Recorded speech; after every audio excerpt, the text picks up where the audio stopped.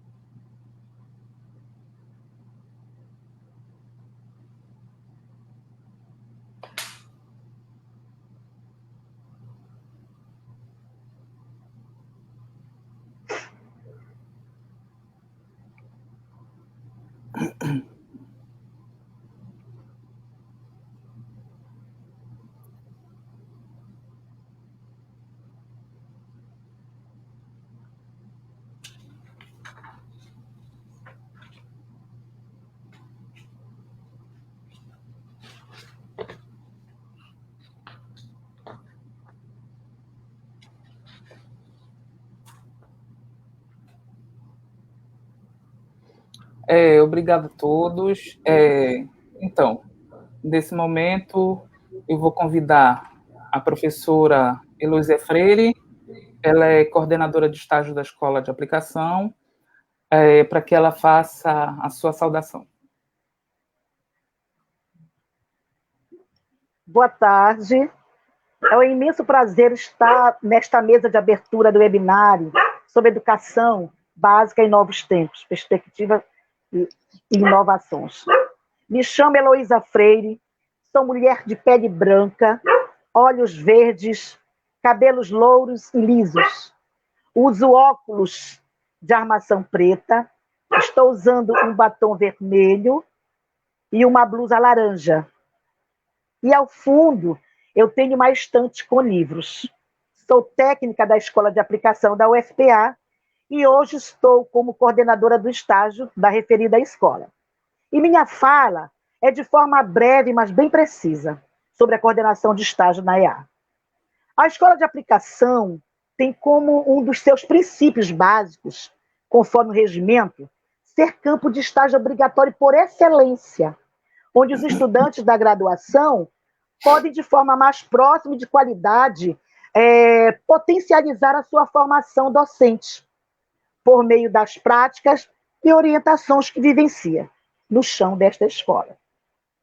Hoje, com esse período atípico em que estamos atravessando com a pandemia, o estágio precisou se reinventar. Não só o estágio, como todos nós, não é? Assim como todos nós temos que criar estratégias para que este campo pudesse continuar a ser vivenciado. Mas agora, de forma virtual, por meio de formações entre professores, para que pudesse ser feita orientação de qualidade com os estagiários vindo de vários cursos e IES. Já que as atividades hoje estão de forma remota, não é? Se as aulas estão sendo feitas desta forma, por que não receber os nossos estagiários e criar estratégias para que a gente possa realmente orientá-lo desta forma? Porque esse profissional que a gente está formando, ele vai enfrentar essa realidade, não se sabe até quando. Esperamos que seja breve, não é? Então, com certeza, estagiários, professores, supervisores, nós estamos esperando por vocês nesse ano letivo, sim. Nós estamos criando, estamos nos adequando. Vamos nos adequar, sim, para este momento tão atípico, tão sofrido que nós estamos passando, entendeu? Então, o estágio vai estar se preparando, sim, para recebê-los de forma remota e de qualidade, tá? E dentro de uma dessas estratégias, encontra-se esse belíssimo webinário, né? Que de forma integrada faz o campo do estágio e valida a sua aplicação de forma importantíssima e indispensável para a formação em qualquer período que estejamos vivendo. E também uma dica, espero que vocês apreciem e que fiquem com a gente todos esses dias. Ok? Porque juntos vamos aprender sempre coisas de formas novas e de como nós podemos nos reinventar, não é verdade? Porque nós precisamos agora a viver essa realidade. Então, desafio, vamos nos reinventar, né? Não é verdade? Então, agora recebam um grande abraço virtual da coordenação de estágio, no nome da professora Heloísa. Muito obrigada e um bom evento para todos. Muito obrigada, Elo. Sempre um prazer lhe ouvir. Nesse momento também eu quero convidar a professora Suelen Goldin Tavares. Ela é coordenadora de educação inclusiva e ela vai fazer sua saudação agora. Professora Suelen. Boa tarde a todos. Saúdo a todos os ouvintes, aos demais membros da banca, a todos os participantes do webinário Educação Básica, como também a comissão organizadora pela condução deste evento anual em uma perspectiva virtual. Sou a professora Suelen Godin, falo em nome da Coordenação de Educação Inclusiva da Escola de Aplicação. Sou parda, tenho olhos castanhos, cabelos lisos com mechas louras, uso óculos com armação preta, estou de cabelos soltos e um batom bronze, usando uma blusa de cor preta. Estou em um compartimento da minha residência, onde as paredes possuem cor branca, com objetos decorativos em forma de flores e folhas, nas cores pretas e prata. Meu sinal em Libras é a letra S do alfabeto em Libras, junto com o sinal de nascença, no formato circular de um sorriso. Bom, a Coordenação de Educação Inclusiva da Escola de Aplicação, EA, UFPA, como nós chamamos, foi criada em cerca de 2014, a partir da necessidade de se estabelecer atendimento e assessoramento aos alunos com deficiência e outras habilidades de superdotação, às famílias, aos técnicos administrativos e aos docentes da escola de aplicação. São atendidos na nossa coordenação cerca de 20 alunos com deficiência e que, conforme a Resolução 04 de 2009, os alunos com deficiência são aqueles com transtornos globais de desenvolvimento, DEA, deficiência visual, deficiência intelectual, auditiva, física, deficiência múltipla, surdo-cegueira, altas habilidades e ou superdotação. A coordenação hoje, ela conta com 5 docentes e uma psicóloga, entre especialistas, mestres e doutores. Trabalhamos, ainda que de forma virtual, sob o tripé da universidade, no âmbito do ensino, na pesquisa e na extensão. No âmbito do ensino, a coordenação trabalha no atendimento à educação especializada e que, nesse momento, de forma virtual, estabeleceu uma dinâmica que denominamos de estímulo cognitivo sensorial, no qual fazemos estímulos mensais aos alunos. Assessoramento às famílias, assessoramento aos professores. No âmbito da pesquisa, a coordenação tem estabelecido parcerias com o Estado, município, outras universidades, assim como a correlação com outros colégios, escolas de aplicação e com o nosso grupo de pesquisa, o grupo de pesquisa sobre aprendizagens e práticas pedagógicas inclusivas, o GEPAP. E no âmbito da extensão, a coordenação possui hoje 2 projetos de atuação: acessibilidade curricular para alunos com deficiência e fascículo de práticas inclusivas. Ambos consolidam as ações para o desenvolvimento e práticas pedagógicas docentes. Estamos muito felizes em compor a organização deste evento, que nos surpreendeu pelo contexto social em que estamos. Contexto social, econômico, político mundial. A adesão dos profissionais e o esforço para a participação da produção científica foi surpreendente. E isso nos faz refletir. Contempla-se um grande desafio, que é a capacidade de ressignificação da educação, em modificar-se, em ajustar-se, ou para tantos profissionais, um recomeço do fazer docente, levando-se em consideração as incomensuráveis formas de práticas docentes realizadas nesse momento, sob diferentes conceitos, nomes, formas, evidências, plataformas, meios, prática, mas, sobretudo, todas perante a mesma condição, o impacto do enfrentamento da educação mediante o isolamento social, as restrições e as perdas que a pandemia tomou à humanidade. A educação, mais uma vez, revela a capacidade de metamorfosear-se para remanescer-se. Um bom evento a todos. Nós, da coordenação, somamos a esse momento e convidamos a todos a participação contínua em todas as programações e etapas do evento. Muito obrigado, Suelen. Muito obrigado, Suelen. Bom, além de mediador desse evento, eu também sou coordenador de pesquisa e extensão na Escola de Aplicação, e aqui eu quero saudar a todos, a todo o nosso público, em nome também de todos os professores da escola, gostaria de saudá-los, que já vi vários aqui pelo chat, que já se manifestaram, então sejam muito bem-vindos. Eu quero dizer que eu me sinto muito honrado em dividir esse espaço com todos os colegas, não só aqui da Escola de Aplicação, mas colegas espalhados pelo Brasil todo, e dizer que esse momento é muito importante, esse momento de diálogo, de troca de experiências sobre a educação básica, principalmente nesse momento excepcional da vida que estamos, né, que é esse momento de pandemia, que nos faz, a cada dia, nos impulsiona a ultrapassar essas dificuldades, essas barreiras. E é claro que a coordenação de pesquisa e extensão da Escola de Aplicação, ela também se motiva a ultrapassar essa dificuldade diariamente. Então, esse momento ele é muito importante, ele é simbólico para nós, né, na medida em que estamos fazendo pela primeira vez o nosso 12º Fórum de Pesquisa e Extensão nessa forma virtual. Então, isso para nós é muito importante. E dizer que eu me sinto muito feliz, né, por dividir a organização desse evento com as nossas colegas do estágio, com nossos colegas da inclusão, e dizer que é isso, o momento exige de nós uma maior integração, né, e, sobretudo, uma união. Então, é isso, eu desejo que esse evento ele seja excelente para todos, que todos nós possamos aprender muito com ele e debatermos sempre de forma respeitosa assuntos importantes para a educação básica. Então, dessa forma, eu desejo a todos um excelente evento.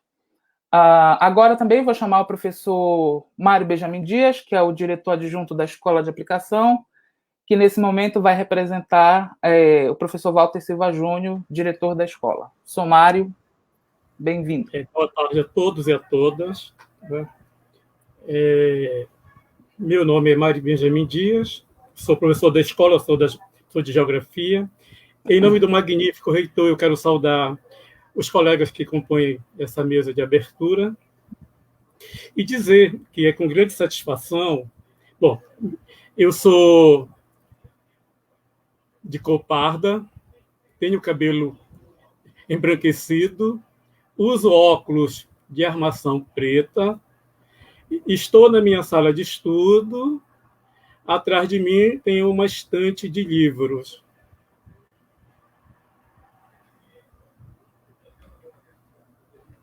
É com grande satisfação que hoje a Escola de Aplicação da Unidade do Pará dá continuidade a seus fóruns de discussão. Com a temática Educação Básica em Novos Tempos, Perspectivas e Inovação, esse evento reflete, em larga medida, as motivações desenvolvidas em 3 coordenações de ensino, como já foi mencionado anteriormente. Realizar o webinário, em um momento como esse que estamos vivenciando, já representa um grande desafio nesse novos tempos, entre aspas, objetivando, nesse sentido, novas perspectivas e inovações para a educação, para a ciência, para a pesquisa, pois sem pesquisa não há avanços nos diferentes setores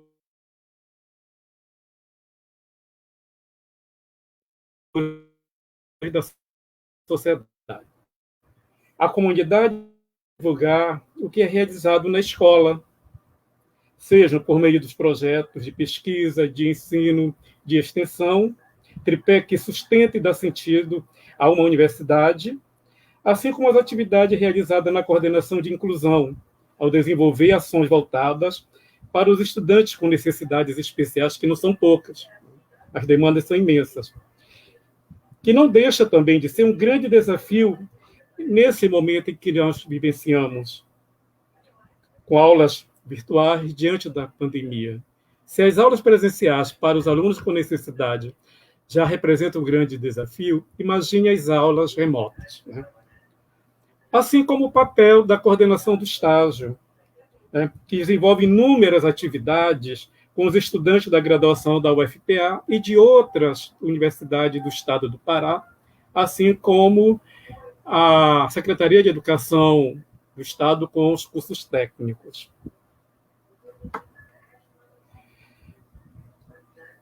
Esse é um momento, a meu ver, de troca de diálogos com colegas que também fazem o ensino em outras unidades da universidade, em outras instituições.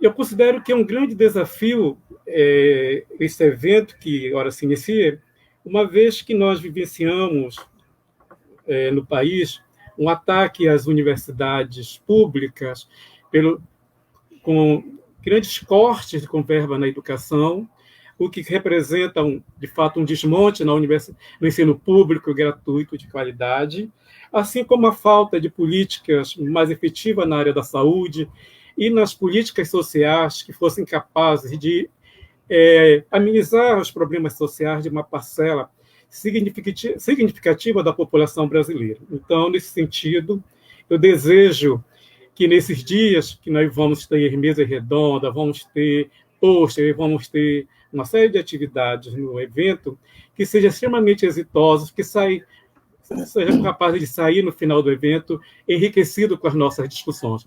Muito obrigado. Eu quero agradecer à comissão organizadora pelo esse momento espetacular que estão vivenciando na escola. Muito obrigado.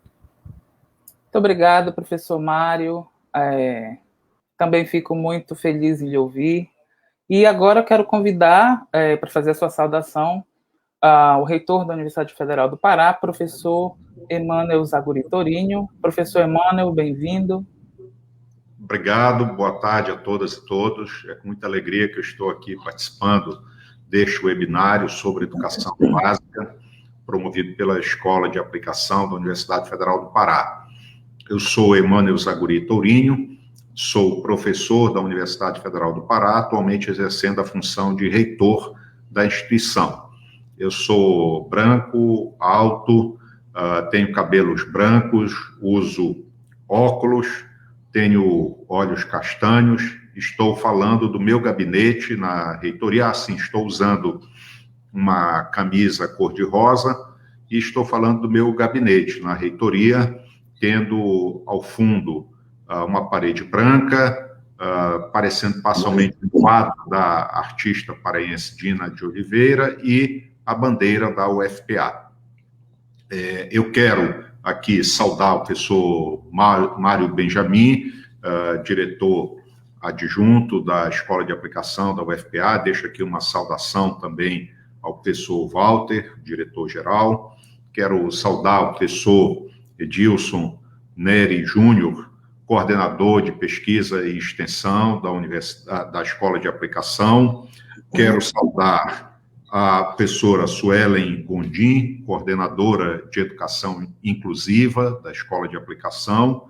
Saudar a professora Heloísa Freire, coordenadora de estágio. Já parabenizo as 3 coordenações, não é, pela organização deste evento. Quero deixar uma saudação à professora Leila Feio, da Universidade Federal do Amapá, que fará a conferência de abertura, ela que também tem uma história na Universidade Federal do Pará, portanto, também é da casa. Saudar toda a equipe que está trabalhando nesta transmissão, não é, viabilizando esse nosso encontro de modo remoto, na impossibilidade de estarmos presencialmente juntos. E quero saudar toda a comunidade da Escola de Aplicação da Universidade Federal do Pará, que se reúne hoje neste evento para discutir perspectivas para o futuro da educação básica na nossa instituição. Me solidarizo com todas as pessoas da nossa comunidade que perderam familiares e amigos nesta pandemia. Nós temos vivido dias muito duros, não é? Uma realidade com a qual nunca imaginávamos ter que lidar, não é? Estamos já com 1 ano de atividades suspensas na nossa universidade, por conta de atividades presenciais suspensas, tendo que nos reinventar a cada momento para que a instituição não pare, e ela não tem parado, ela continua muito ativa em todas as esferas. Eu diria que hoje a universidade está até trabalhando mais, fazendo mais coisas do que ela usualmente faz, porque além de mantermos atividades de ensino, pesquisa e extensão, nós estamos desenvolvendo várias atividades de atendimento à população, de apoio a políticas públicas na prevenção e na atenção a pessoas que são infectadas pelo novo coronavírus e até na produção de itens para a segurança da nossa população. Então, tem sido muito triste ver o que está acontecendo pela negligência com que várias autoridades têm tratado o que a ciência nos informa ser necessário fazer, né, e muitas vidas sendo perdidas, vidas que poderiam estar sendo preservadas se estivéssemos todos trabalhando, tendo a ciência como o nosso norte. Eu quero, feita essa manifestação de solidariedade, também agradecer o empenho de todas as pessoas da Escola de Aplicação da nossa universidade, que tem contribuído para que mantenhamos as nossas atividades em curso do modo remoto, como conseguimos nos ajustar. O importante é que não paralisemos, porque nada vai contribuir mais com o avanço da desigualdade para os nossos discentes do que deixá-los fora do nosso ambiente de formação, né? Nós temos que manter esta relação e fazer o nosso melhor possível nesta conjuntura que é tão adversa. Eu fico feliz que vocês estejam reunindo para discutir o futuro da educação básica, perspectivas, possíveis frentes de aperfeiçoamento do trabalho que realizamos. A Universidade Federal do Pará, ela, obviamente, interage com a sociedade das mais diversas maneiras, contribui para quase tudo na vida da sociedade paraense, mas ela tem um foco muito intenso na educação básica. Nós temos a escola de aplicação e nós formamos as pessoas que vão atuar na educação básica. Nós milhares de professoras e professores são formados todos os anos aqui para atuar na educação básica. Nós temos programas de pós-graduação que se ocupam de produzir conhecimento que seja relevante, conhecimento sobre a nossa realidade social, sobre os nossos problemas, né, e que possam nos instrumentalizar para melhorar a educação básica no nosso estado. E nós, ao mesmo tempo em que temos esta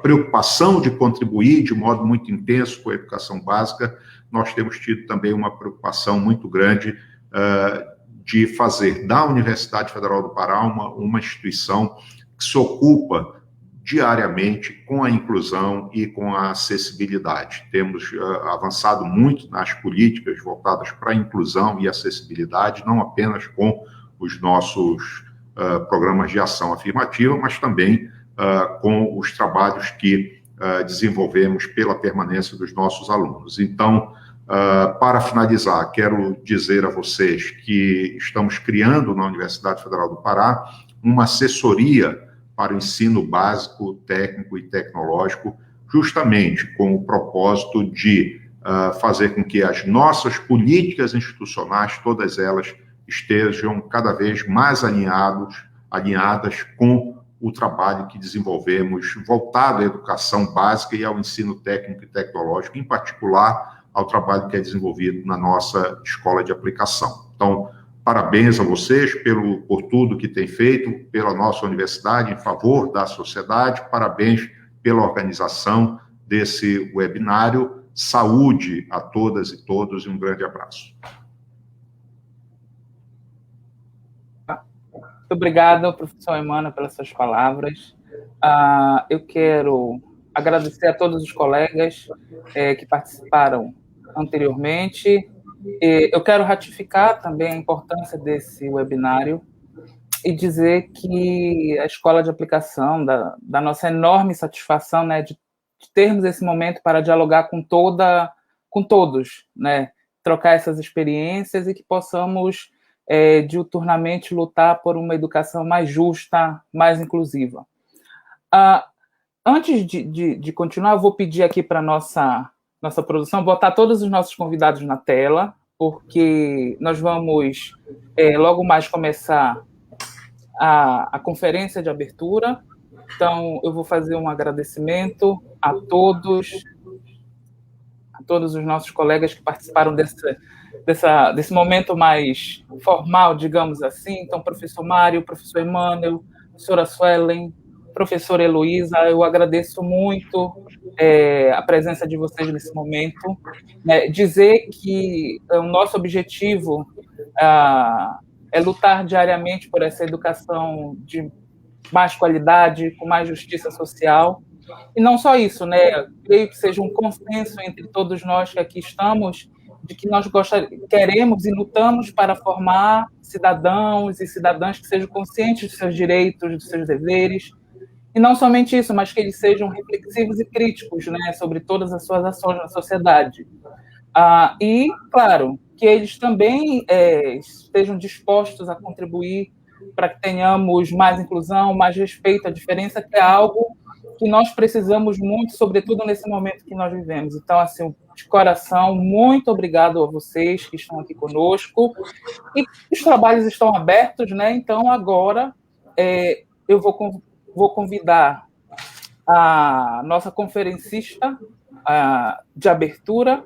Ela vai proferir uma palestra intitulada Instituições Educacionais Inovadoras na Metodologia, no Currículo, no Espaço Escolar, na Avaliação e no Perfil dos Gestores e Professores. Então, é uma honra recebê-la em nosso evento, professora Leila de Socorro Rodrigues Feio. A professora Leila Feio, ela é doutora em Psicologia pela Universidade de Oviedo, na Espanha. Ela é mestra em Psicologia pela UFPA, pedagoga e psicóloga também pela UFPA. Atualmente, como eu falei, ela é professora da Universidade Federal do Amapá e no programa de pós-graduação em Educação, Ciências e Matemática, que é vinculada à Rede Amazônica de Educação em Ciências e Matemática, a REAMEC. Além disso, ela coordena o grupo de pesquisa Políticas Públicas, Educação Inclusiva, Tecnologia Assistiva e Saúde Coletiva também na Unifap. Ela tem experiência nos seguintes temas: políticas públicas de inclusão, autismo, deficiência visual, TDAH e estudos na área de comportamento matemático, com destaque aos debates sobre ensino e aprendizagem de matemática, ansiedade de matemática, metodologia do professor, formação de professores, gestão do tempo de estudo e envolvimento familiar.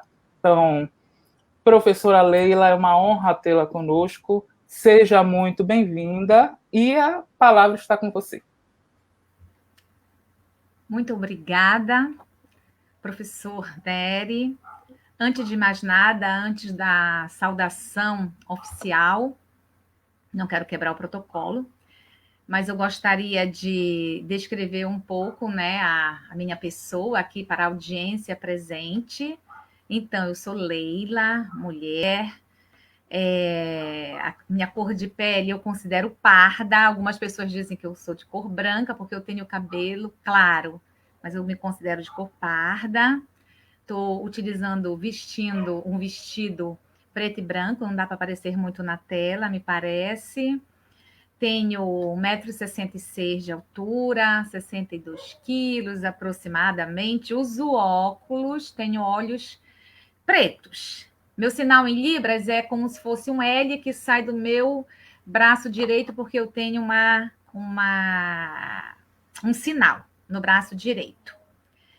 Então, eu estou em um ambiente, vou descrever agora o ambiente para a audiência, em um ambiente que é uma sala de estudo que fica na casa da minha mãe.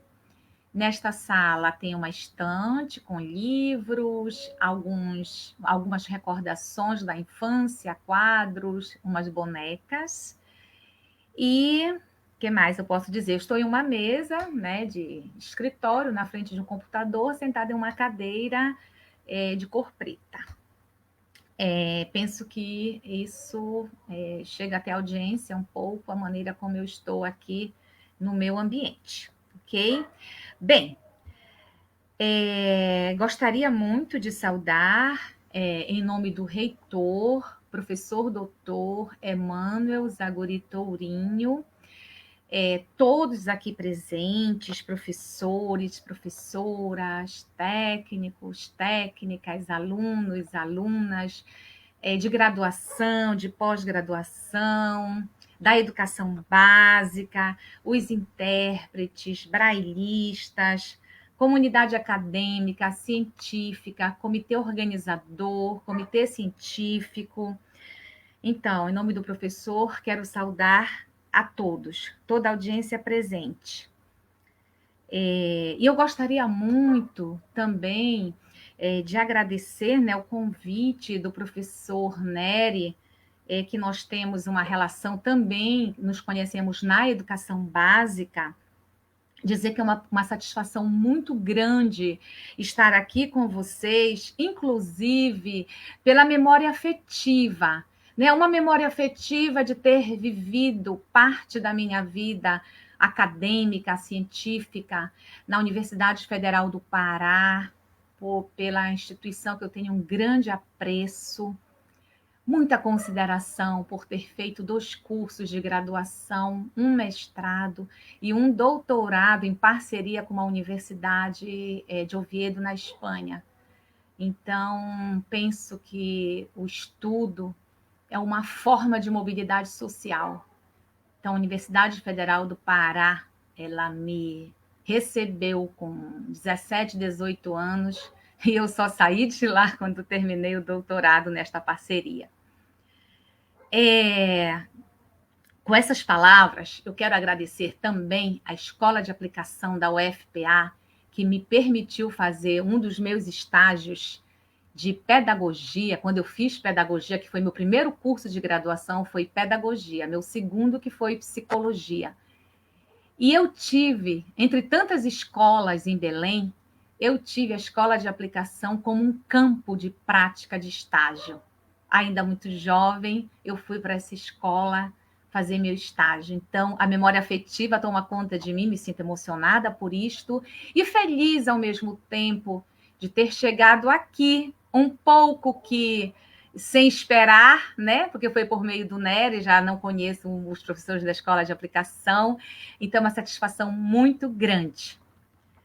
Dito isto, eu fui convidada para falar hoje, na tarde e noite de hoje, sobre instituições educacionais inovadoras.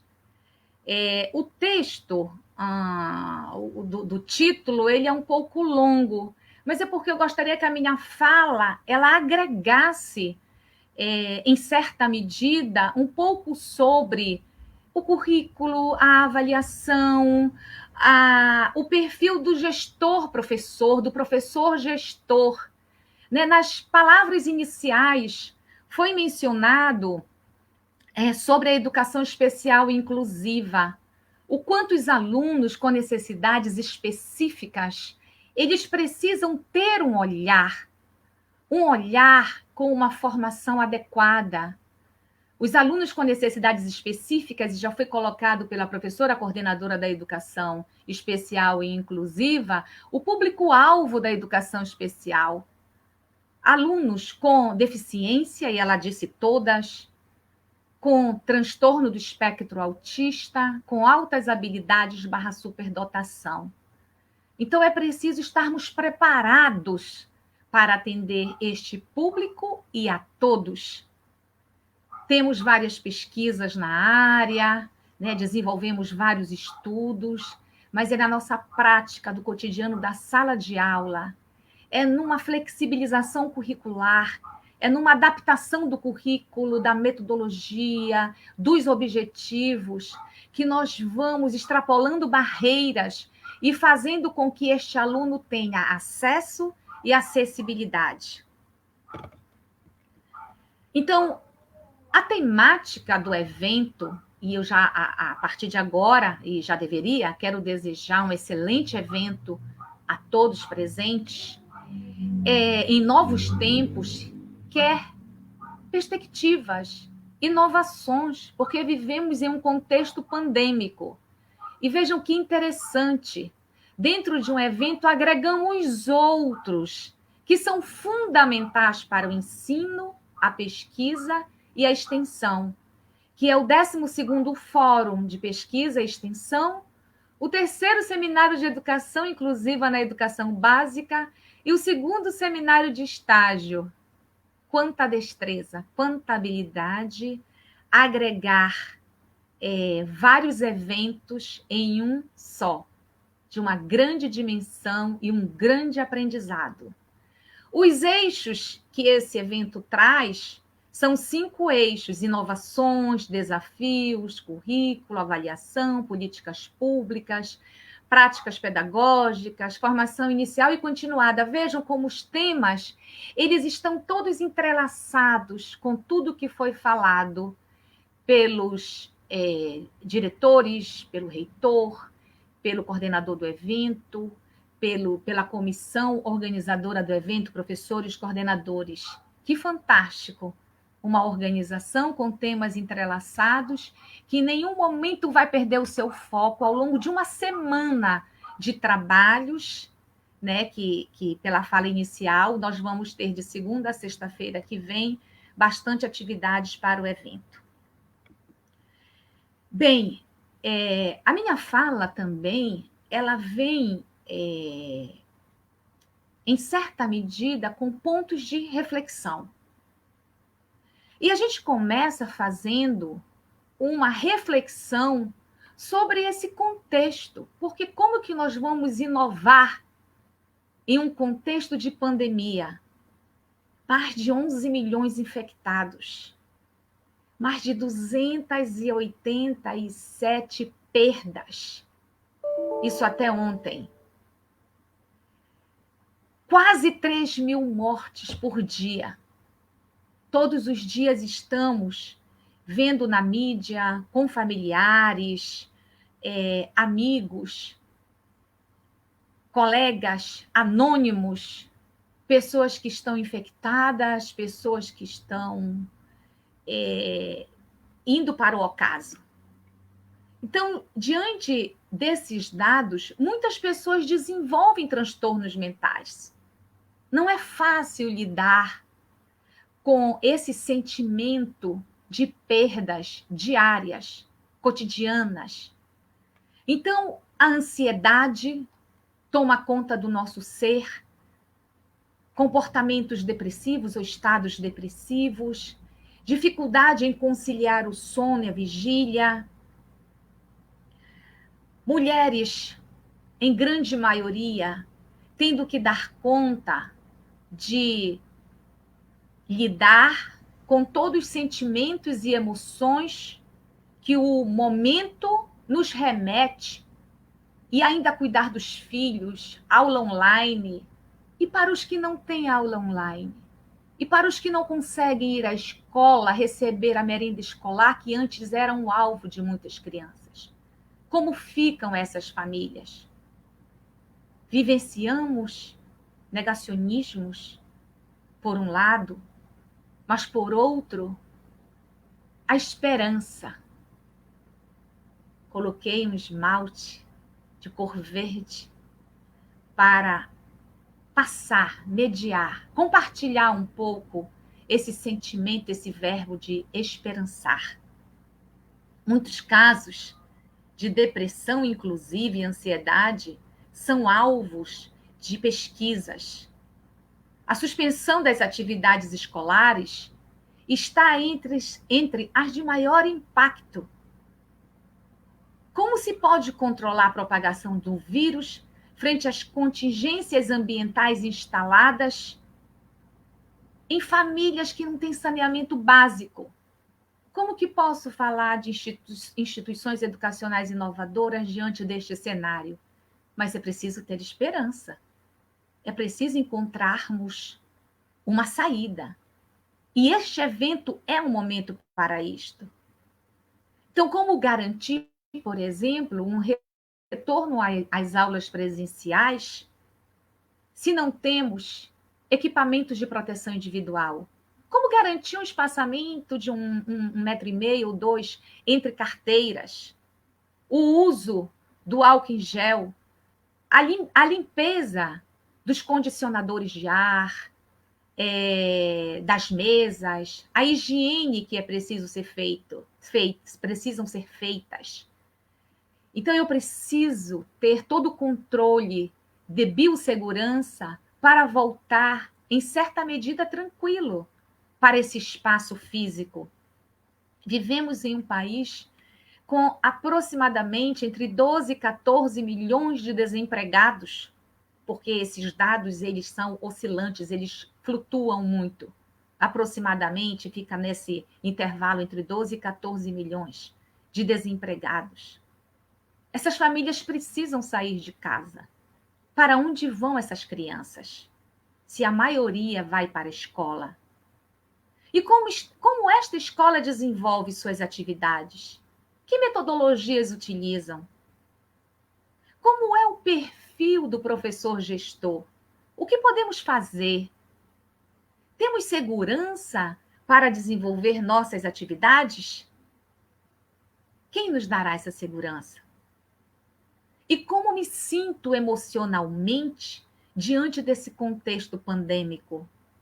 Como viver esse novo normal, essa nova normalidade que nos é solicitada? Nós temos condições de viver esse novo normal com uma nova cepa, uma nova variante que aparece, segundo os dados em Manaus, a P1, mas que ela vai se alastrando por todo o país. E hoje vivemos um cenário de lockdown de norte a sul do país. Estamos vivendo uma faixa de transmissão vermelha em mais de 22 estados. Isto ontem, 22 estados mais o Distrito Federal. Hoje temos que ver os dados atualizados. Pode ter diminuído, pode ter aumentado. Como exigir de um profissional que perdeu sua capacidade de pensar e refletir? Como atravessar os rios amazônidas, escutar as comunidades?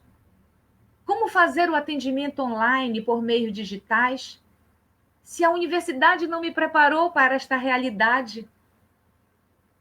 Como transformar as aulas presenciais para aulas mediadas por diversas tecnologias, diferentes tecnologias, no contexto da pandemia da Covid-19? Há um grande debate sobre os rumos da flexibilização do isolamento social. Isso nós vemos todos os dias. Muitas escolas, IES de norte a sul do país, estavam se organizando para o retorno presencial. Algumas voltaram, sobretudo as privadas. Mas como voltar se a curva só cresce e está em ascensão? E a taxa de contágio da Covid-19, ela já mostra um crescimento em todas as localidades. O confinamento que estamos vivendo devido à Covid-19, ela já é o maior experimento psicológico vivenciado na nossa história. Outros surtos tiveram. Acho que o Ebola ainda é possível lembrar, mas em menor escala. Então, o isolamento, a quarentena, ela vem provocar um esgotamento, uma fadiga coletiva que ela fere, ela atinge, ela alcança a todas as pessoas, independentemente de etnia, de fator socioeconômico, independentemente de classe social. Ela assola a todos igualmente.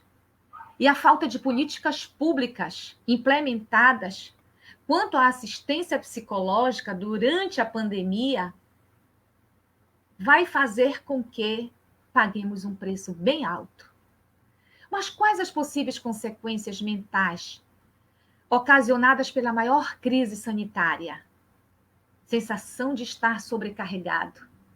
Então, nós estamos trabalhando no modo no tipo, na modalidade, na forma remota. E o reitor disse na sua fala inicial, talvez estejamos trabalhando até mais do que antes, e é verdade. Então, estamos sobrecarregados. Então, não ser capaz de lidar, manejar com as suas obrigações é algo que nos deixa desconfortáveis. A dificuldade, como eu disse, para conciliar o sono com a vigília nos deixa mais cansado no dia seguinte. A fadiga aumenta. A irritabilidade com nossos familiares, por vezes com os nossos alunos no trabalho remoto. Mas no nosso trabalho nós temos mais cuidado. Mas às vezes em família, a nossa irritabilidade vem à tona. Então, sentir-se solitário, sentimentos de solidão vão se potencializando, pois estamos vivendo um ano pandêmico. Até então não sabíamos se iam ser 3 meses, 6 meses. E chegamos hoje, inclusive a UFPA, entre 18 e 19, ela suspendeu as atividades de ensino. E eu lembro dessa data porque era o dia da apresentação da dissertação de mestrado da minha filha.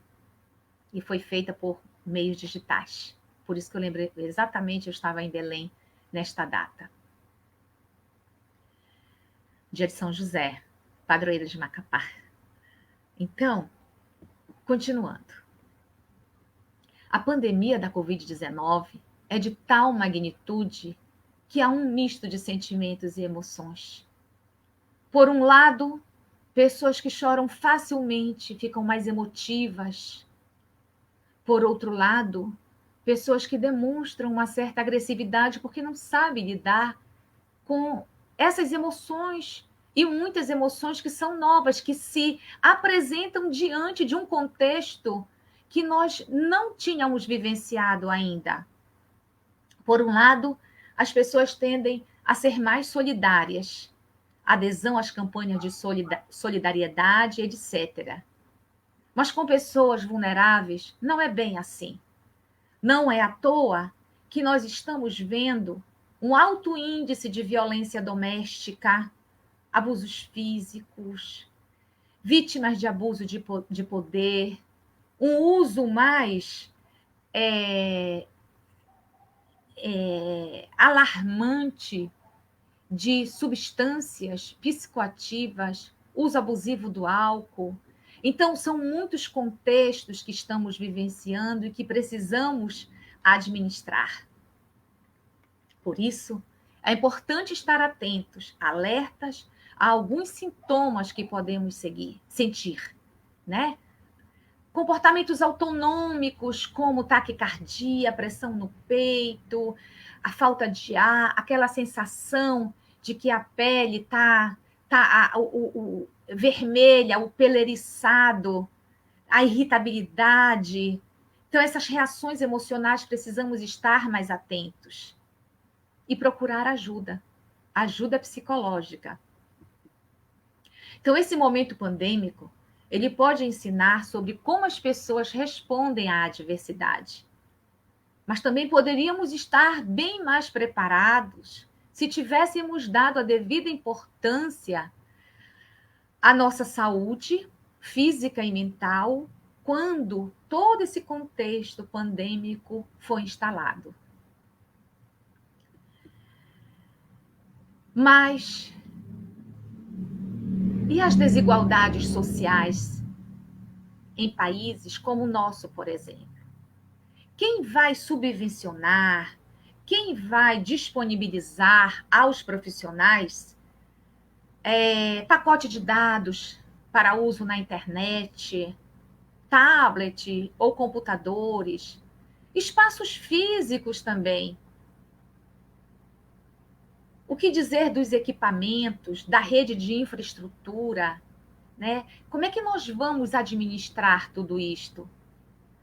Como ficam os estudantes com necessidades específicas? Como eu falei anteriormente, também já teve uma fala inicial. As leis em vigor, os dispositivos legais, o amparo legal, eles são múltiplos para atender as pessoas com necessidades específicas, o atendimento educacional especializado, a adaptação do seu material, né? Adaptação em braille, a adaptação mesmo, no caso da baixa visão, na ampliação do material. Como garantir essa adaptação para as pessoas com necessidades específicas? E como, na aula remota, atender a esta demanda? As tecnologias que estão à disposição dos professores e professoras permitem esse tipo de atendimento? Se já é complexo mediar situações análogas a esta no ambiente físico, o que dizer dos ambientes virtuais? Então, o caso desses alunos não pode ser deixado de lado sob pena de ser simplesmente esquecidos. Muitos docentes já atuam não só em salas de aula convencionais, mas também em salas de aula online, ou até mesmo produzindo videoaulas ou em outras modalidades. Redes sociais como o WhatsApp, né, tem ajudado também muitos professores, inclusive da educação básica do ensino público.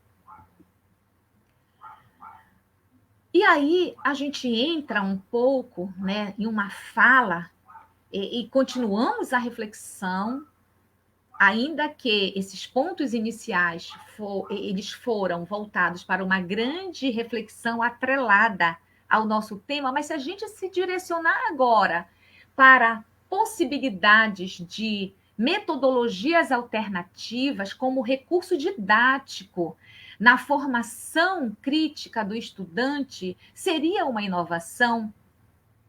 A tomada de posição das instituições sobre os objetivos e a elegibilidade dos alunos é uma realidade. O uso de metodologias alternativas, as metodologias ativas, por exemplo, como recurso didático, é um desafio ou é uma oportunidade? Qual a importância da didática, dos recursos e do professor gestor no processo de ensino e aprendizagem? Quais as reais funcionalidades das práticas e didáticas docentes hoje utilizadas? Pandemia e agora? Práticas em cenário de ensino remoto, que é o que estamos vivenciando. É bem verdade que o ensino remoto é emergencial, porque a nossa expectativa e perspectiva é que tenhamos vacina para todos, é que possamos voltar. Não sei dizer para vocês se em curto, em médio ou longo prazo. Não temos bola de cristal, não sabemos o que vai acontecer, vivemos um cenário de incertezas. Mas o ensino remoto, ele é uma possibilidade. O desenvolvimento das competências de ensinar no atual contexto implica em ampliar o domínio das metodologias que utilizam tecnologias de informação e comunicação para ministrar os conteúdos disciplinares. Então, será que são práticas possíveis? Planejar disciplinas, construir um material didático acessível, apropriado ao ensino remoto, planejar e construir instrumentos de avaliação nesta modalidade de ensino, ministrar aulas no modo remoto, acompanhar o desenvolvimento dos alunos, dos estudantes no curso e avaliar experiências de ensino e aprendizagem de estudantes. E aí, quando a gente pensa no ensino remoto, que é essa atividade que nós fazemos, chamamos em tempo real, Muitas vezes, sem o recurso tecnológico não é possível. E aí as escolas também encontram outras alternativas. O material impresso, por exemplo, né, para entregar aos alunos que vivem em algumas comunidades mais distantes. E aí a gente pode também pensar em um futuro que eu quero chamar de próximo, ainda que aqui muitas pessoas possam transitar entre o público e o privado, é que o ensino híbrido, né, ele já é uma realidade em algumas instituições. Na nossa, nós estamos vivenciando, nas públicas, vivenciamos o ensino remoto, mas que, dependendo de como as coisas vão acontecendo, né, os contextos, as situações, mais vacinas, todos vacinados, todos com o controle da biossegurança, então o ensino híbrido ele pode ser uma realidade que nós possamos estar implementando como uma metodologia ativa que vem se caracterizar por usar, né, essas duas formas, a online e a offline. A online, em que geralmente o aluno ele vai estudar sozinho, aproveitando o seu potencial e com o recurso das tecnologias digitais, né, da internet. E offline é o momento em que o aluno estuda em grupo, né? Pode ser em casa, pode na residência, pode ser na escola, pode ser em um laboratório.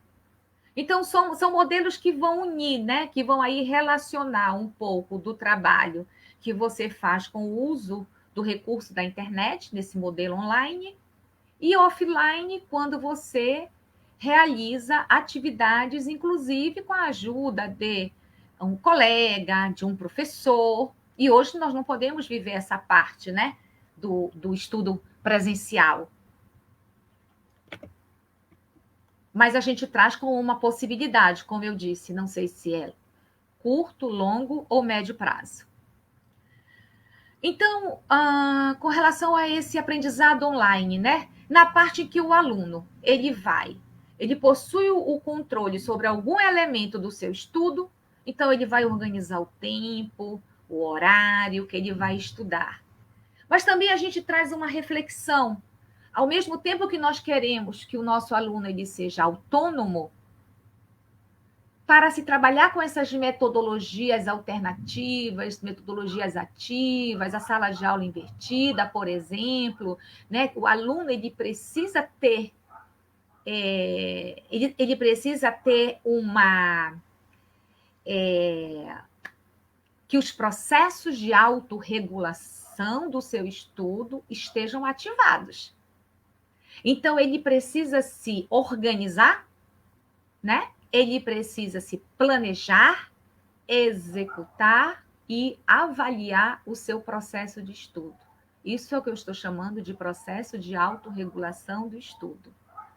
Então, ele se organizou para estudar aquele momento. Será que ele cumpriu com aquele momento que já estava previamente estabelecido, inclusive por ele? São reflexões que nós trazemos aqui. Então, o aluno ele pode estudar na escola, na sua casa, no laboratório de informática, na biblioteca. Ele pode fazer pesquisa em livros, no celular, no computador, usando um tablet. Ele pode estudar sozinho. Eles podem estudar em grupos, mais ou menos como estamos fazendo aqui. Então, o aprendizado online ele é muito dinâmico. O importante é que ele tenha o controle, né, desse planejamento, que ele vai ter autonomia sobre essa parte do estudo. Já o aprendizado offline, ele vai ser realizado, né, na escola de vários momentos diferentes. Ele pode estar estudando ali no grupo, com a turma, né? Ele pode estar estudando num grupo pequeno ou num espaço com um grupo maior. E também ele vai ter, né, momentos que ele vai ter ali o professor, e nessa relação com o professor é um mediador desta aprendizagem. O ponto forte seria a valorização das relações entre professor e alunos, e entre alunos e alunos. Então, todos esses momentos vão estar conectados a um objetivo central, que é o objetivo da aprendizagem daquela aula. Então, o que teríamos pela frente, né, com esse ensino híbrido? O aprendizado online, aprendizado offline, melhor o modelo do ensino híbrido, que a gente pode trazer aqui a rotação por estações, o laboratório rotacional, a rotação individual, a sala de aula invertida. Nosso objetivo não é falar de cada uma, aqui, a nossa fala existem novas possibilidades. E existem metodologias alternativas, como uma dessas, com as metodologias ativas, que nós podemos estar implementando, porque nós não sabemos o tempo que nós vamos ficar sem as atividades presenciais. Então, vamos lá. Já estamos... Tá, estou controlando aqui o tempo. Então, a aula remota, né? Voltando um pouco para a aula remota, que é esse contexto que nós estamos vivenciando, esse contexto do novo coronavírus, elas são atividades mediadas pelos meios digitais, pelas tecnologias, mas que se orientam pelos princípios da educação presencial. Por quê? Você não está fisicamente com a pessoa, mas você está em tempo real, que nós chamamos também de atividades síncronas, né? Porque as atividades assíncronas são aquelas que você envia e deixa ou em uma plataforma, ou mesmo, hoje em dia está sendo muito utilizado, né, os sistemas acadêmicos das instituições, às vezes por e-mail, e cada professor encontra um pouco essa estratégia a depender daquilo que também é fornecido pela instituição.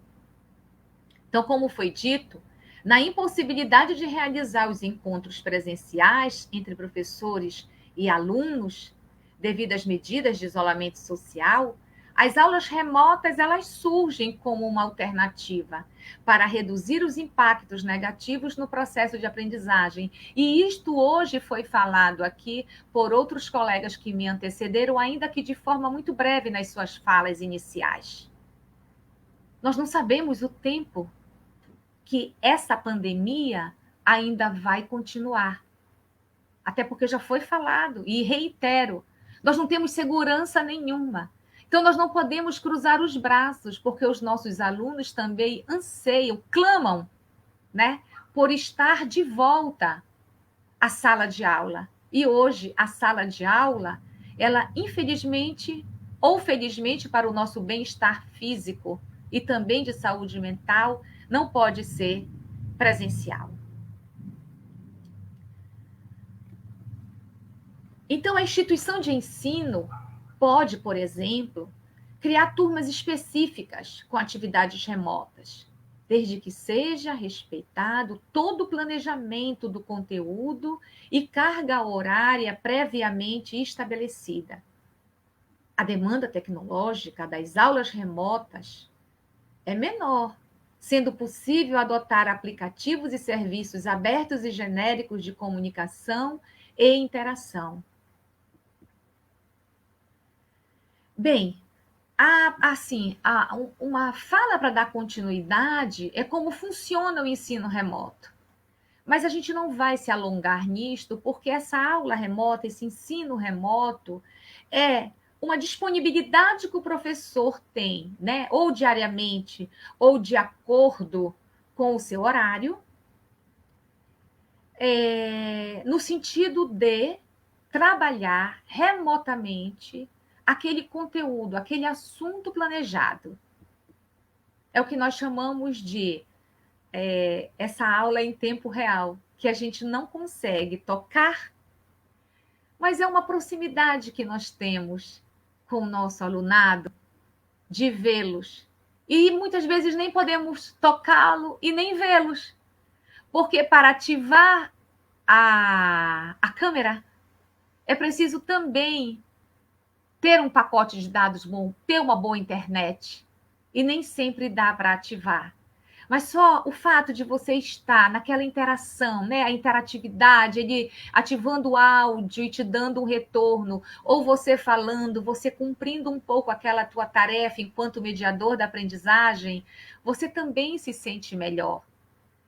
Quantos de nós, se fôssemos fazer uma reflexão aqui para ativar os microfones, se fosse o caso, né, não diria, olha, essa possibilidade da aula remota, ela me tirou de uma depressão, porque eu estava muito solitário. Eu, como professora, como professor, como coordenador, como gestor, já não sabia o que fazer. E essa possibilidade, ela mobilizou minhas emoções no sentido de um sopro de vida. Então, a aula remota, mesmo com os desafios, aulas expositivas e até avaliações que têm ocorrido com suporte de recursos tecnológicos em diferentes formatos de conteúdos e AVA, né, ambientes virtuais da aprendizagem, ela veio sim para dar um alento.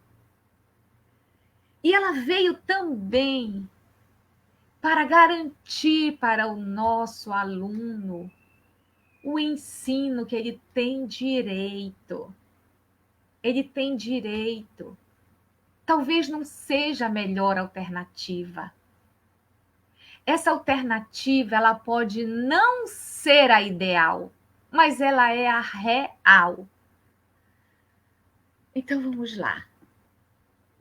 Continuando. E aí eu trago aqui um pouco algumas competências, né, dessa aula online. Então, durante a aula online, nós trabalhamos o planejamento, a autonomia, o conhecimento tecnológico, o gerenciamento do tempo a cumprir, a motivação. Então, é muito importante, né, que nessas aulas, quando nós, nessa interatividade com o nosso aluno, percebemos que o aluno não está bem, ou mesmo ausente, flexibilizar. Existe uma vertente bastante ortodoxa ou rígida, né? Não estava na aula, mas fica no WhatsApp, mas fica nas redes sociais. Eu sei, são jovens. Quem não gosta de uma rede social? Mesmo nós velhinhos. Essa flexibilização não é para passar a mão na cabeça, é que pode ser verdade. E nós não temos controle sobre essa verdade. Nós podemos inferir que ele está criando uma situação. Mas pode ser verdade. Pode, inclusive, não ter o que comer naquele dia, muito menos pacote de dados. E na aula presencial, né, nós trabalhamos a convivência com pessoas, a atenção focada na aula, a comunicação multifocal, a empatia, o gerenciamento do tempo restante. Então, cada modalidade a gente tem prós e contras. Continuando aqui. Tá. A aula remota, ela é uma alternativa, como eu falei para vocês, às aulas presenciais. Então, enquanto nós não tivermos essa possibilidade das aulas presenciais, nós temos que pensar nessa alternativa. Porque, em certa medida, existe uma interatividade em tempo real, como eu falei. Não é o ideal, mas é o que nós temos para hoje. Então, quem deseja estudar durante a pandemia do novo coronavírus deve avaliar bem as opções de modalidade e as instituições de ensino. Por que isto? Por que você deve avaliar? Porque muitas vezes nós não temos outras opções.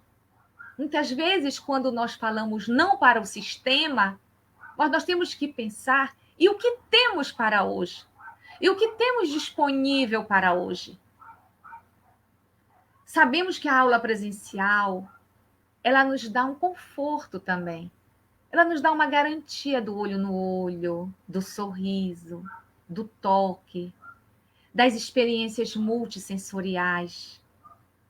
A confiança, né, naquela retroalimentação entre aluno e professor, a possibilidade de tirar dúvidas, de caminhar entre as carteiras.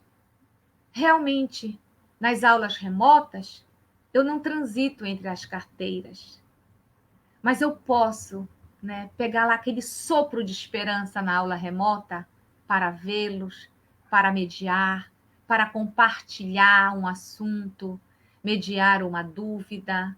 E tudo isto proporcionando novos aprendizados, refinamento de novos comportamentos que o momento atual impõe. E claro que a gente sabe que existem desvantagens, né? E como eu falei, entre um modelo e outro, sempre nós vamos estar encontrando pontos fortes e pontos fracos, ou pontos débeis, difíceis, como queiram chamar. E por que vamos, né, à escola? Por que vamos à faculdade? Por que vamos à universidade? Para quê? Para quem? Pergunte para você mesmo um pouco da sua história.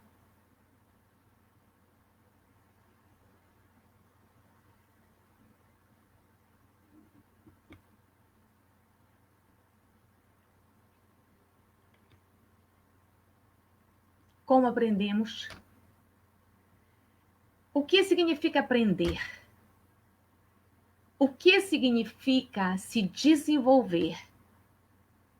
Aprendemos para nós, o individual, ou para a sociedade, para o coletivo?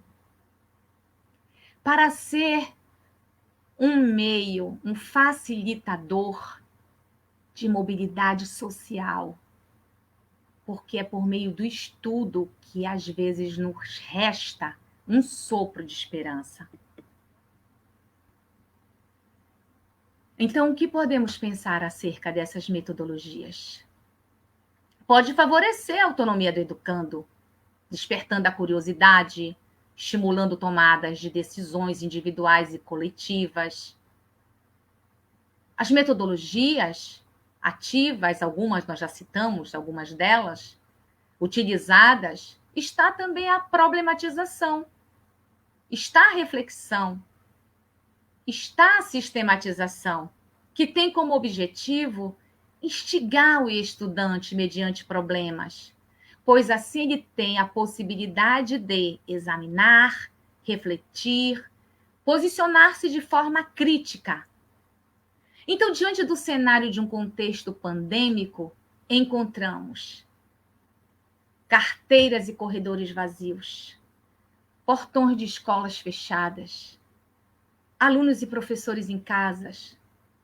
Depois de 12 meses, de um ano, vivenciando a realidade da pandemia, foi necessário buscarmos novas alternativas, novas estratégias para o ensino.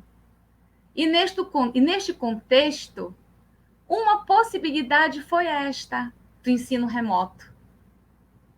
O Brasil, ele está ensaiando um retorno à sala de aula ou às aulas presenciais nos próximos meses. Estava tentando agora, com lockdown parou, mas ele continua ensaiando.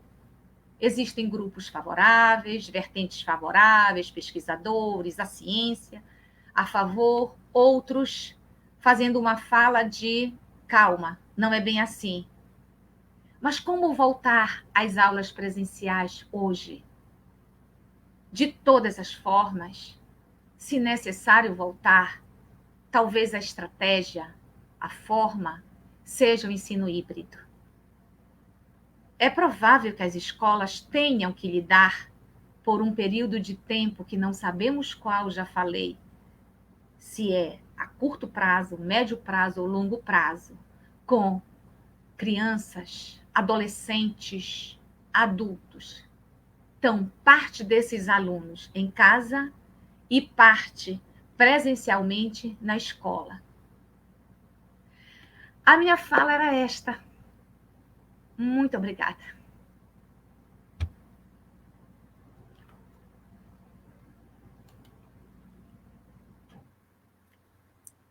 Muito obrigado, professora Leila, pela excelente fala, excelente, reflexiva.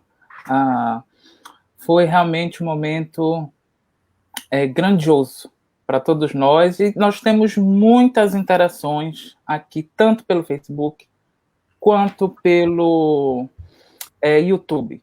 Então, nós vamos fazer o seguinte, nesse momento eu vou ler alguns comentários ou algumas perguntas, e aí você responde, tá? Então, eu vou fazer o seguinte, eu vou começar lendo, eu vou fazer uma pergunta, aí você responde, aí vamos nesse bate-bola, tá bom? Então, vamos lá. Vou começar aqui, deixa eu selecionar as perguntas. Pronto, primeira pergunta. Professora, como auxiliar os docentes que têm dificuldade em manusear as tecnologias quando não possuem resistências a esses instrumentos, ou ainda estão fadigados dessa nova modalidade, entre aspas? Tá, tô lendo aqui, tá? Como auxiliar os docentes, manusear as tecnologias, não possuem resistências, ou ainda estão... Certo. Bom, uma possibilidade, eu vou falar de uma maneira assim, o geralzão, né? Que a gente sabe que existem muitas possibilidades. Como eu falei, nós não fomos preparados para isto. Nós não tínhamos nas matrizes curriculares, por exemplo... Pode deixar a perguntinha aí, porque para não... Por favor. Então, nós não temos nas nossas matrizes curriculares, ou não tínhamos, melhor, componentes curriculares como tecnologia da informação e comunicação, ou aula de informática. Então, como auxiliar os docentes que têm dificuldade de manusear, muito se dá por esta via, por uma falta de formação, por uma ausência de formação. Só que nós, hoje em dia, e já existem estudos sobre os nativos digitais e os imigrantes digitais. Então, talvez esses professores, né, sejam os imigrantes digitais. Nós chegamos em um cenário que nós não temos esse preparo. Então, assim, uma sugestão, e eu vou falar um pouco sobre a minha instituição, a Unifap, por meio da capacitação docente, foram preparados, planejados vários minicursos, né? E sobre várias situações, inclusive o atendimento aos alunos com necessidades específicas, que também os professores normalmente dizem que não estão preparados, até porque nas matrizes curriculares também não era contemplado o componente curricular de educação especial e inclusiva. Então, uma sugestão é que este professor ele faça cursos básicos, né, de plataformas digitais. Olha, eu vejo que uma das plataformas bastante utilizada no ensino remoto é o Meet, o Google Meet. Então, tem professores, por exemplo, que não sabem realmente manusear, né? Como compartilhar um vídeo, como compartilhar os seus slides. E você não vai inventar uma coisa que você não sabe. Então, você fazendo um curso, a sua instituição lhe proporcionando este momento, você se inscrevendo e fazendo, essas plataformas ou ela é bem simples para manusear. Uma outra plataforma que as instituições públicas têm é a RNP. Então, você também, as instituições, elas promovem cursos de como você ser capacitado, né, orientado a utilizar a plataforma da sua instituição. As universidades públicas, por exemplo, elas têm a RNP, que você também pode estar ministrando aula por esta plataforma. E existem outras, né, que estão à disposição aí no mercado, que as instituições elas podem estar promovendo cursos de diversas plataformas digitais para preparar o professorado. Como essa pergunta é aí? Quando não possuem resistências, então, se o professor ele não tem resistência a essa nova possibilidade, é bem mais fácil ele conseguir se ajustar a este modelo. Quando ele tem mais resistência, porque ele acha melhor digital e que ele não vai conseguir, aí fica realmente com uma dificuldade maior, mas não é impossível. Certo, obrigado, Leila. Vamos lá. Outra pergunta aqui que chegou até nós. Então, as perguntas estão sendo selecionadas tanto do Facebook quanto do YouTube, tá? Então, vamos fazendo aqui à medida que elas forem chegando e à medida que o tempo nos permite, tá? Tá bom. Como ressignificar a docência tendo em vista o contexto pandêmico atual?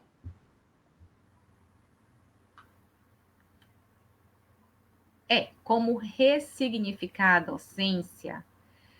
Bom, são muitas coisas quando a gente fala em docência, né? Ressignificar, vamos pensar aqui uma delas, né? O contexto pandêmico, ele mobiliza muito nossas emoções.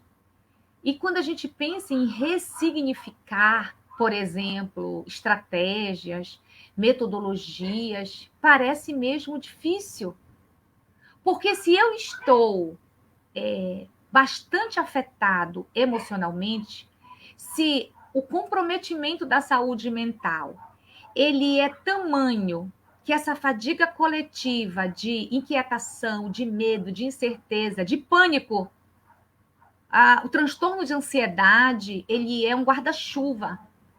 E ele é um guarda-chuva que está vinculado a ele as fobias, a agorafobia, o transtorno do pânico, o transtorno obsessivo-compulsivo,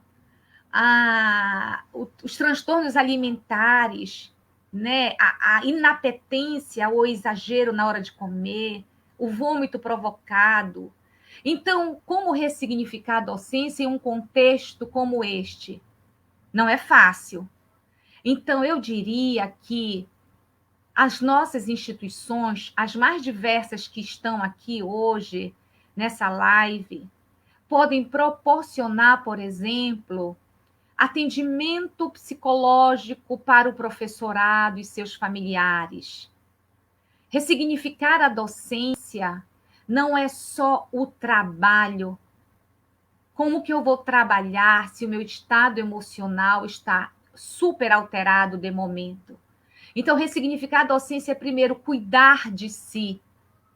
Outro dia eu dei o exemplo que nós, ao estarmos em um voo, quando o comissário de bordo, a comissária, né, a aeromoça, pede que, em caso de despressurização, que você coloque primeiramente a máscara em você para depois colocar no outro, é que você precisa se cuidar primeiro.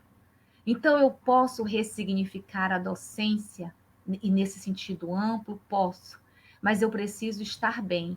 Eu estando bem, eu vou ressignificar, porque eu vou pensar em estratégias que eu posso estar utilizando na atualidade. Eu posso pensar em uma avaliação mais inclusiva.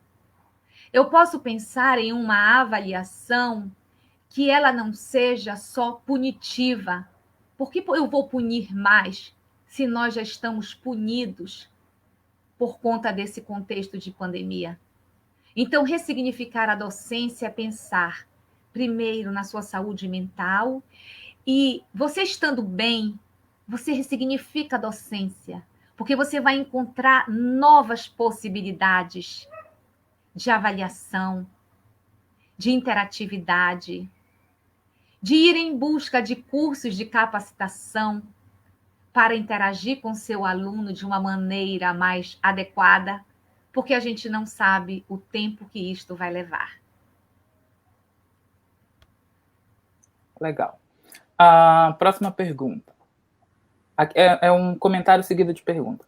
Às vezes acreditamos que o trabalho que realizamos remotamente não está surtindo muito efeito na aprendizagem dos alunos, e isso nos preocupa. Você poderia comentar algo a esse respeito? Sim, Sim, é verdade. Nós acreditamos mesmo. Eu trabalho com ensino remoto, eu não estou falando aqui desde uma percepção de uma pesquisadora ou de uma professora que não está na sala de aula, no modelo remoto. Eu estou falando, eu concordo, eu estou falando por experiência própria também.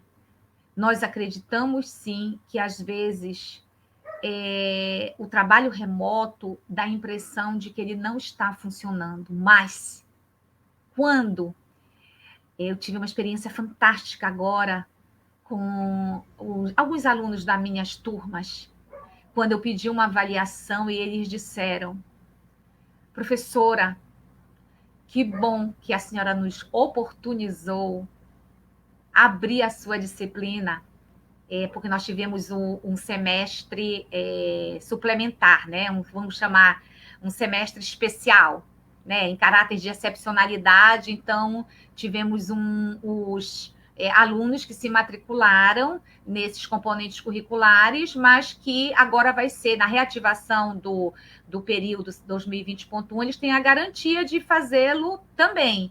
Mas os alunos que puderam, fizeram nesse período letivo suplementar. E na avaliação, quando eles disseram assim, que oportunidade boa foi esta de fazer a sua disciplina, que bom que eu consegui finalizar com êxito. Talvez não fosse, né, a melhor forma, mas foi uma alternativa que fez com que, primeiro, a gente avançasse, a gente saísse daquela situação que a gente não estava tendo aula, estávamos fazendo outras coisas ou fazendo coisa nenhuma. E a cabeça muito tempo parada.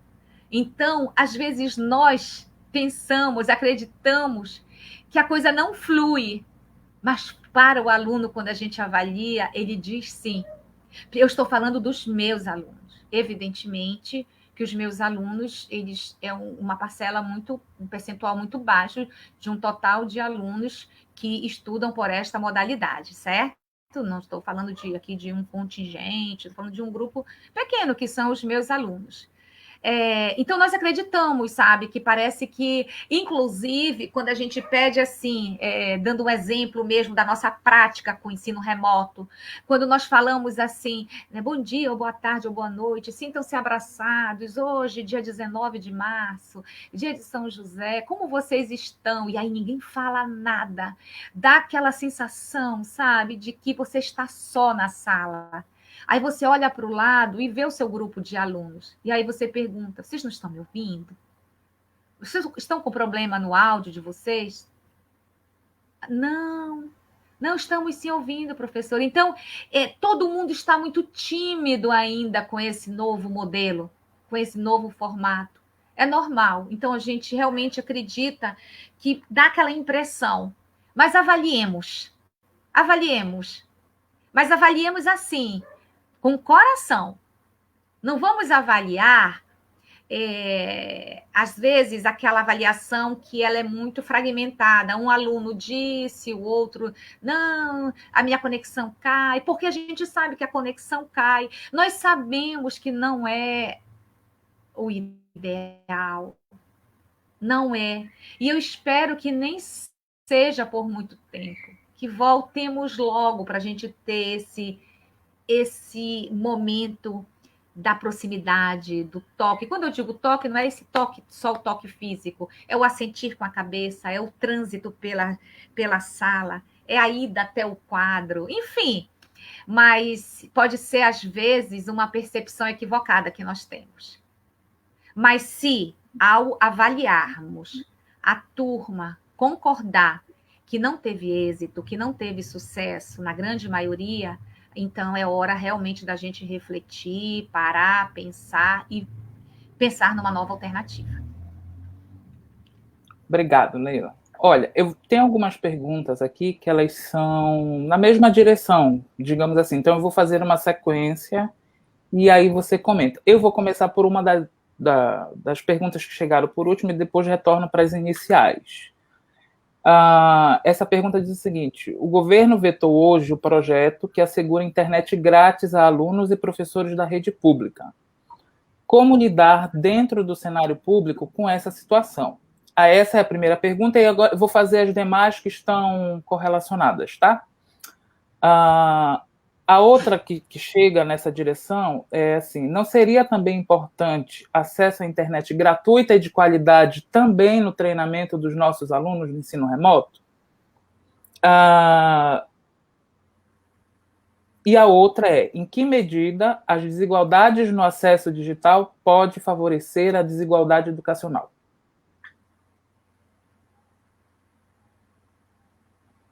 Tá, essa última aqui, eu acho que poderia deixar ela para daqui a pouquinho e voltar lá para a primeira.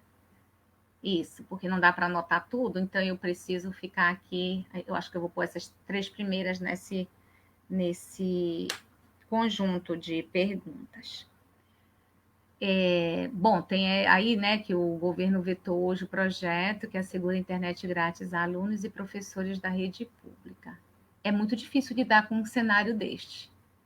É muito difícil lidar com a falta de políticas públicas do governo brasileiro, a falta de bom senso, né, do governo em todos os sentidos. Quando eu falo em todos os sentidos, né, da União, da Câmara, do Senado, porque esses projetos eles passam por todas as instâncias. É muito difícil lidar com o negacionismo, é muito difícil lidar com a falta de sensibilidade, né? E a falta mesmo de conhecimento com consistência teórica e prática da garantia de direitos das pessoas. Como que os alunos, né, e professores da rede pública, eles podem trabalhar sem a fadiga coletiva, eles podem trabalhar com a tranquilidade da sua saúde mental, se ele não tem o básico, que é a subvenção do Estado para a garantia do seu pacote de dados. Então, é muito difícil lidar com uma situação como esta. Seria interessante que situações como essas chegassem nas instâncias superiores e fossem analisadas para ver o público da escola pública, os nossos alunos, o público-alvo da educação especial e inclusiva e o professorado. Com isto, talvez entre aí as perguntas associadas a essas, com relação à internet gratuita. Deveria e deve ser garantido. Eu observo que algumas instituições, elas lançam, abrem editais, nesses editais, elas apresentam uma série de critérios para atender as pessoas que vão pleitear esse pacote de dados, o tablet ou o computador, enfim, eles colocam lá os critérios e os equipamentos e os recursos que estão disponíveis, né? Então, isso é uma saída, isso é uma alternativa.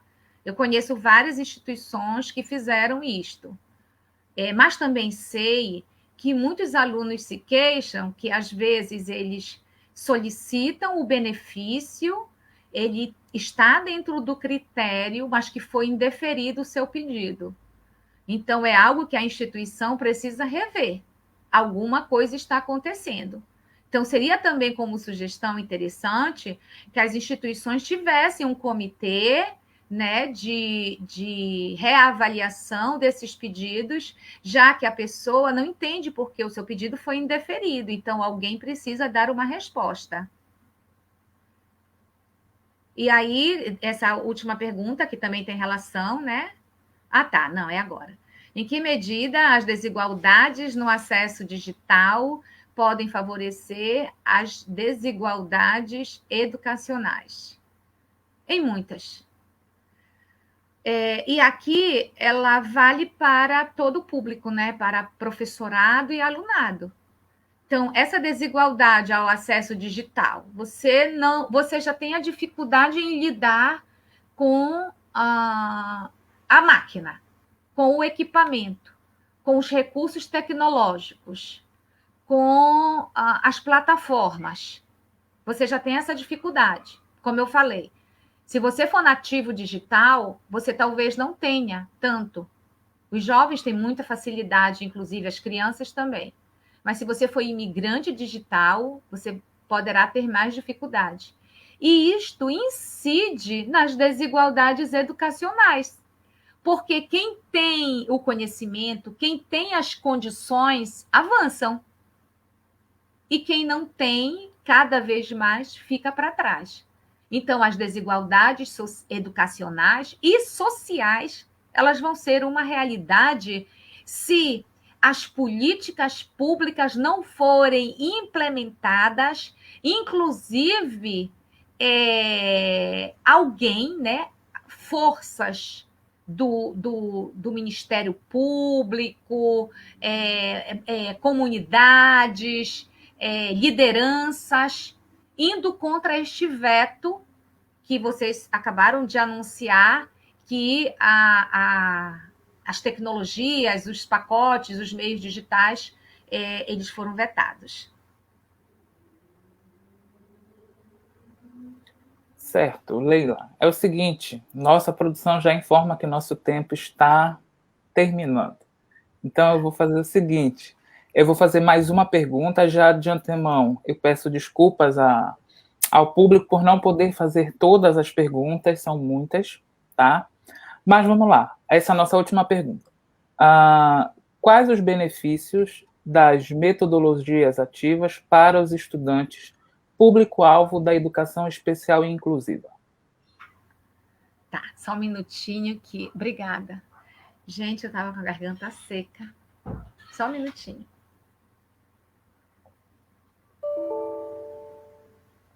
Tá. Você pode perguntar novamente?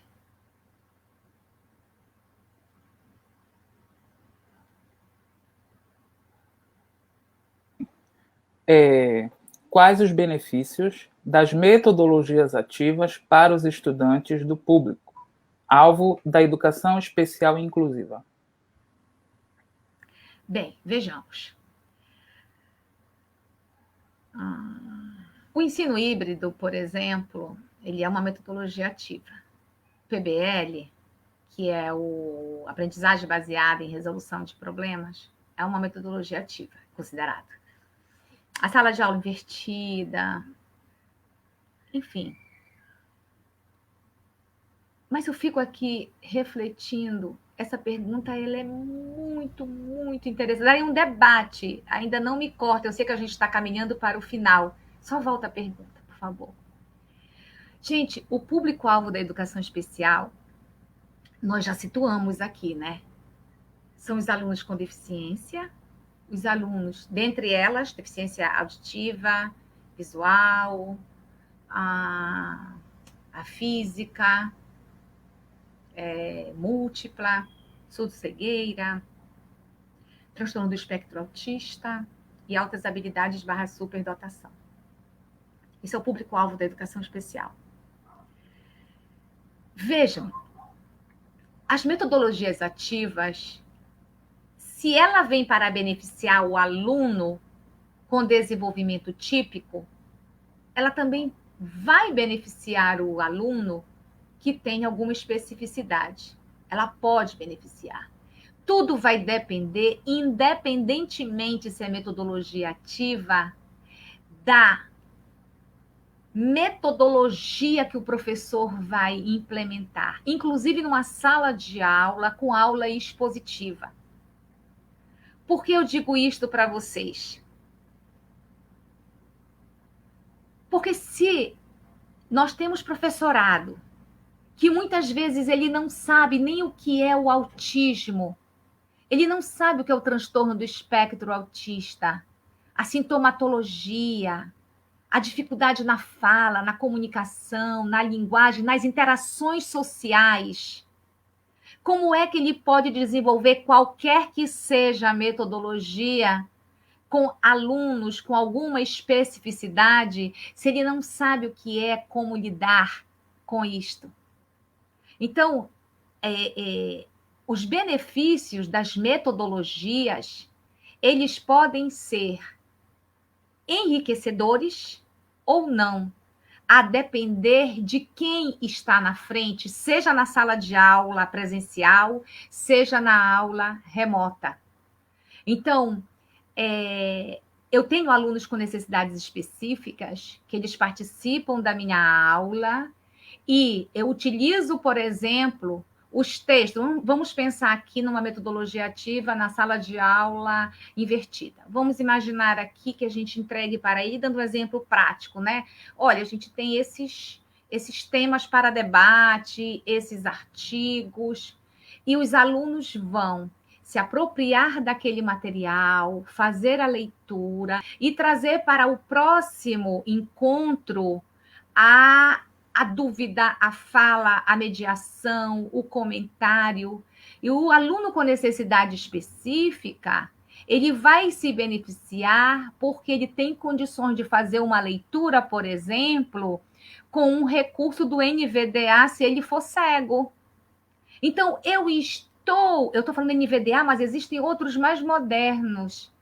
Eu estou proporcionando os recursos para o meu aluno cego fazer a leitura do material.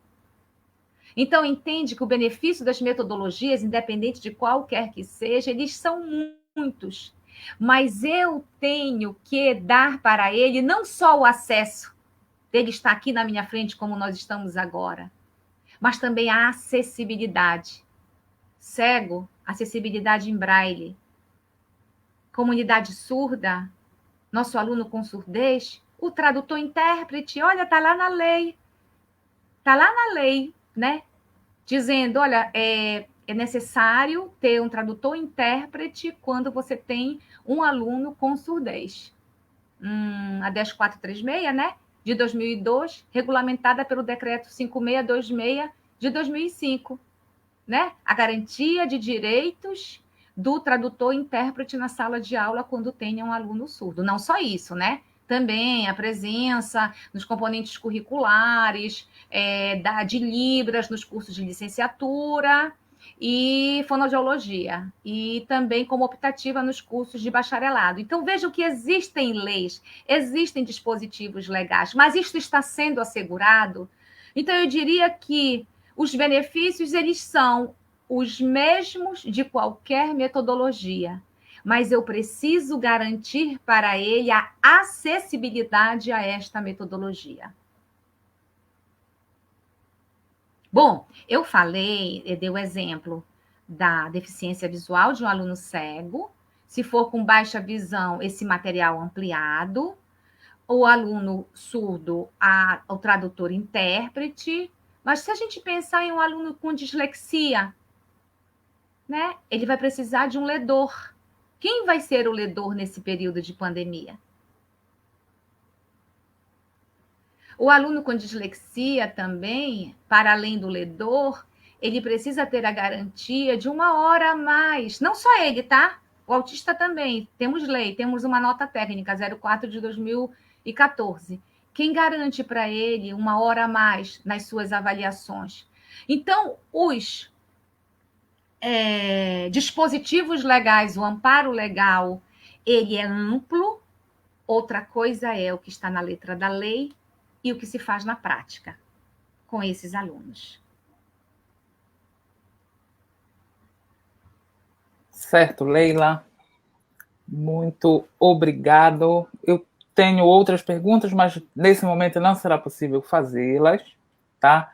Eu agradeço imensamente a você, imensamente ao público e a todos que estiveram conosco aqui nesse momento, nessa abertura. Agora que já passou o nervosismo, já estamos todos tranquilos e prontos para seguir em diante. Não é isso? Olha, nós temos muitos comentários, muitas pessoas participando. Aqui eu não vou ler o nome de todas, mas olha, a Marielle Silva, Néia Correia, Joana Soares, Letícia Souza, Modesto Júnior, Renata Barroso, Márcia Martins, Rosinete Guerra, vários professores da Escola de Aplicação já se manifestaram, a professora Luísa, a professora Dalcindo, o professor André, enfim. Aqui a lista de comentários é enorme, enorme, com a participação do público. Então, assim... E aí, Nery, eu queria também, meus colegas, né, alguns disseram, olha, lembra da gente. Então, gente, um abraço a todos e todas que vieram aqui prestigiar esse momento. Legal, legal. Fico muito feliz de ter o público aqui conosco, participando, interagindo, mas, infelizmente, precisamos encerrar. Mas, antes de encerrar, Leila, você tem a palavra para fazer suas considerações finais. Eu vou dar uns avisos antes de oficialmente encerrar. Bem, a minha fala final é de gratidão. Gratidão à Escola de Aplicação da UFPA. Gratidão ao UFPA que me proporcionou ser uma professora, uma pesquisadora, tanto na área da educação especial e inclusiva, quanto na área de comportamento matemático, porque eu trabalho com ansiedade e a matemática. Gratidão a toda a equipe que me acolheu desde ontem nos testes aqui na casa de vocês. Gratidão a todo o público interno e externo, à Escola de Aplicação da UFPA. Gratidão à minha família, à minha mãe, que está em tratamento médico, mas que torce muito por mim. Graças a ela eu estou aqui. Gratidão a todos os meus amigos da UFPA, da Unifap e externo à academia. Só gratidão, Nery. E obrigada, Nery, por ter te conhecido um dia nos nossos corredores da educação básica. Muito obrigada. Verdade. A honra é minha de estar aqui com você mais uma vez, né, trabalhando juntos, aí em prol de uma educação de qualidade mais justa, né? Muito obrigado, Leila. Eu só queria também, só um instantinho, Nery, que eu ia finalizar e agradecendo ao Deus maior, né, do universo, que nos dá essa força, que nos minimiza a ansiedade, o nervosismo, e que nos capacita, né, com essa possibilidade de levar uma fala para essa comunidade tão grande. Então, estou muito agradecida a Deus, Nossa Senhora, a espiritualidade amiga, que sempre nós somos da guarda, que nos protege. E assim, eu estou finalizando já. Ao mesmo tempo, me sinto muito triste por todas as perdas, né? Como eu falei no início da minha fala, não é fácil a gente ter a saúde mental bem diante de tantas perdas ou tantas pessoas infectadas, mas, ao mesmo tempo, o esperançar é de dias melhores. E é por isso que eu firmei um compromisso comigo, né? E com Deus, de estar aqui, de estar em todos os lugares que eu preciso levar uma fala de sopro de vida. E assim eu faço, nas lives que eu participo, nas palestras e com os meus alunos em sala de aula. Obrigada. Obrigado, Leila. Obrigada a todos pela presença aqui assistindo essa live. E eu tenho uns avisos antes de nos despedirmos. O primeiro aviso é o seguinte: as inscrições de ouvintes para o nosso evento encerram hoje, de 23h59. Então, você que está nos assistindo da sua casa, do seu trabalho, se assim o estiver, e não está inscrito no nosso evento, você pode se inscrever até o final do dia de hoje. O site está passando aqui embaixo na sua tela, então você pode se inscrever. Nesse mesmo site, você pode acompanhar as transmissões ao vivo e as gravações de todo o evento, e já está disponível também a lista de trabalhos que foram aprovados, artigos completos e resumos simples, ok? Não só isso, mas como toda a programação geral. Então, gente, muito obrigada a todos que nos acompanharam, e eu quero convidá-los para na próxima segunda-feira, às 17 horas, aqui nesse mesmo canal do YouTube, para participar da conferência tecnologias digitais, colaborando para o desenvolvimento, implementação e reavaliação do Plano Educacional Individualizado, PEI, na perspectiva da inclusão escolar. Essa conferência vai ser proferida pela professora Gabriela Tanuj Valadão. Então, estão todos convidados, aguardamos vocês aqui na próxima segunda-feira, às 17 horas, e desde já quero agradecer a todo o público, aos nossos palestrantes e a todo mundo que trabalhou conosco. Nós temos mais de 50 pessoas por trás aqui das câmeras, nas suas casas, trabalhando para que tudo desse certo nessa transmissão. Então, gente, muito obrigado a todos e até segunda. Um abraço.